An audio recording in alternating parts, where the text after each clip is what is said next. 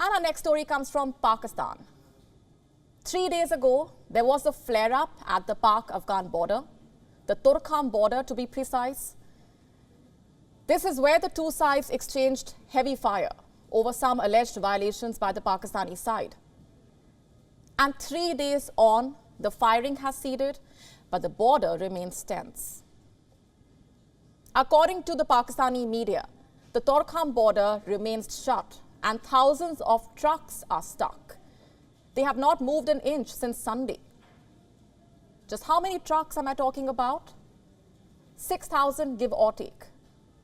They have been stuck on both sides, with businesses facing losses.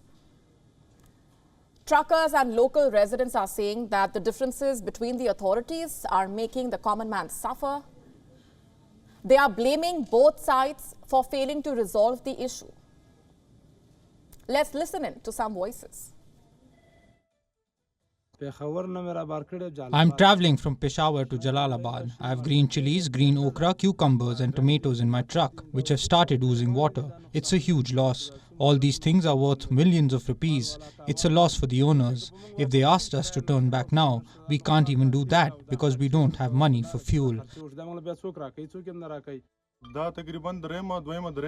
The border has been closed for the past 2 to 3 days because of the wrong policies of both governments. There is a huge loss to trade, again owing to bad policies from both sides. Around 20% of the trade that happens from here, import and export, is stranded. This is a loss for our country, as well as for the transport system. They should make better decisions to encourage business and increase trade.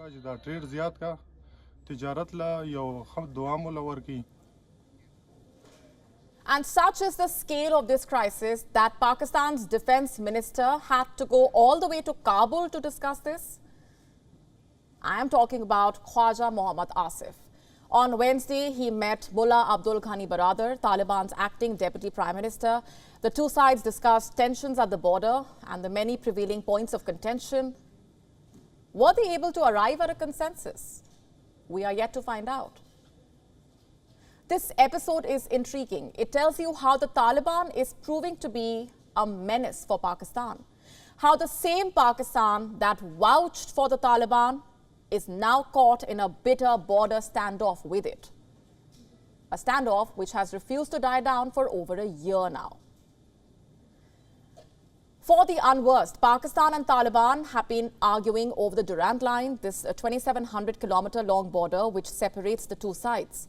This border was drawn by the British, but it was rejected by the Afghans, primarily because it divided Pashtun communities, a historical headache that has resurfaced since the Taliban came to power. You see, the Taliban have refused to endorse the Durand Line. They say that there should be no borders among Muslims, especially not among the Pashtun community, which comprises Taliban's ranks. In fact, why just the Taliban? Since 1947, successive Afghan governments have rejected the Durand Line. They have promoted the cause of one Pashtunistan, the home of Pashtuns. And Pakistan does not want this. So it is discreetly trying to bolster the border and secretly installing new fences to demarcate it. And every time the Taliban catches Pakistan, there is a flare-up, which culminates into cross-border firing. And this border face-off is just one problem.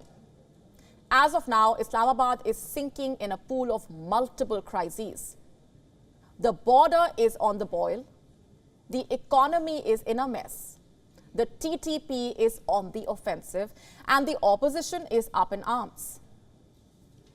Have a look at this headline. The Pakistan Tehreek-e-Insaf, which is Imran Khan's party, has launched a new movement. What kind of movement? They are calling it Jail Bharo, or fill the prisons.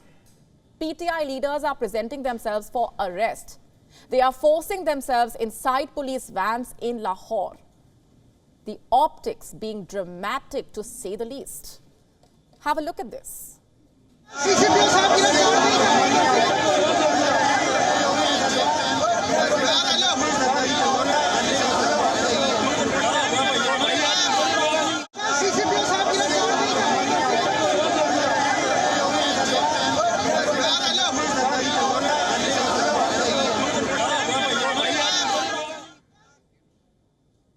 You have to give it to Pakistani politicians.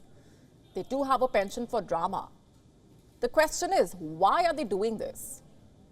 Well, to prevent their leader from getting arrested, the one and only Imran Khan.